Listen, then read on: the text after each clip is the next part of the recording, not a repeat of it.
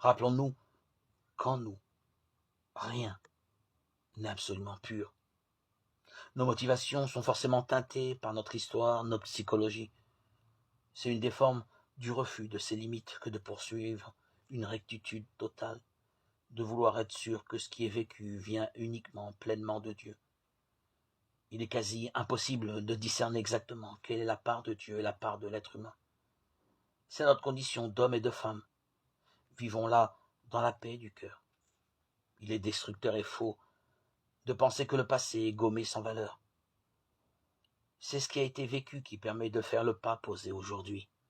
C'est souvent bien lent, mais le temps fait partie des limites qu'il faut accepter. Cette prise de conscience est l'occasion d'une purification de l'orientation de notre vie. La plupart du temps, nous la rechoisissons avec plus d'humilité, moins de passion. Elle est plus vraie, plus vivante. Mettre en résonance ses désirs et le désir de Dieu va se vivre aussi bien dans les grandes décisions à prendre qui vont orienter l'avenir que dans le courant du quotidien.